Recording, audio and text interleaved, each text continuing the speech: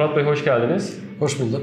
Şimdi siz Mersin'den geliyorsunuz bize tedavi için. Bundan yaklaşık sanırım 4-5 ay öncesi bir horlama protezi taktık. Bir kontrol için geldiniz. Sizi tedaviye başlamadan önce bu hastalık size ne gibi sıkıntılar yaşıyordu? Bir de ne gibi çözümler aradınız, ne yaptınız? Bunları kısaca bir toparlar mısınız? Evet. Horlamayı tabii ki eşim, partnerim tarafından fark ettim horladığımı ve apne olduğunu. Bunun doğrultusunda bir hekime, hastaneye başvurdum. Orada uyku odasında yapmam gerektiği söylendi. Neticesinde yüksek derecede apne olduğu, buna bağlı horlamanın da olduğu ve bununla ilgili de bana CPAP cihazı önerdiler. Tamam. CPAP cihazını denedim, kullandım ama hiç rahatlık yoktu. Yani sıkıntılıydı, alışamıyorsunuz. Hı hı. Dolayısıyla farklı araçlara geçtim. Evet. Yani ne yapabilirim, ne edebilirim diye. Sonra işte YouTube'da sizin reklamınızı gördüm. Hani insan bir çare ararken mecburen gördüğünüz her şeye saldırır, Evet. Sağlığı için.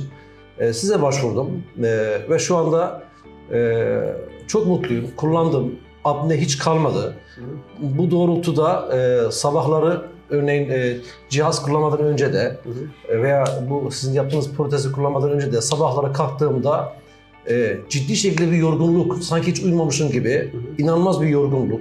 Gün içerisinde veya akşamın geç saatlerine doğru uyku öncesi otururken uyuklama hali televizyon karşısında veyahut da bir dostla, bir arkadaşla, bir misafirle otururken hani uyuklama halleri, bunları hepsini yaşıyordum.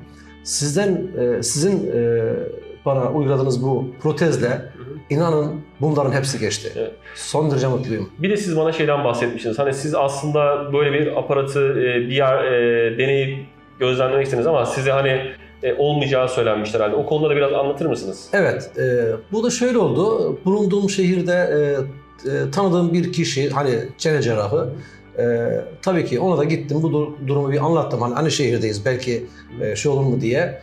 Sizle tam kontağa geçmeden önce, sizi tanımadan önce bir çene yapımı muayene ettik kısaca. Sonra dedi ki birkaç gün sonra ben size bildiririm dedi.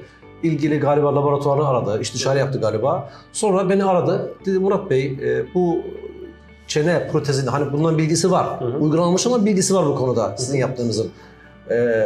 Yani bunun dedi sizde uygulanamayacağını öngördük dedi. Yaptığımız sizdeki muayene sonuçtu ve onun analizinde aramızdaki istişare sonucunda sizin çene yapınıza olmayacağını üzülerek söylüyorum dedi.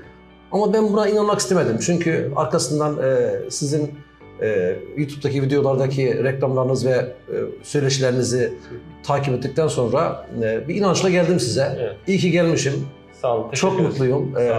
Bir de bu yani insan psikolojisi çok önemli bir şey. Yani gerçekten toplumda bir araçta seyahat ederken, uçakta, otobüste veyahut da bir arkadaşınızla bir otelde gittiniz, belki aynı odada kalmak gerekti falan filan neyse.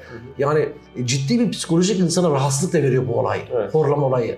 Yani şimdi bununla hem sağlığım açısından hem de psikolojik ruh halim açısından son derece mutluyum. Size sonsuz teşekkürler sunuyorum. Sağ olun. Her şeyi çok güzel özetlediniz. Biz size teşekkür ederiz. Artık bir sonraki kontrolde görüşmek üzere. Umarım. Sağ olun.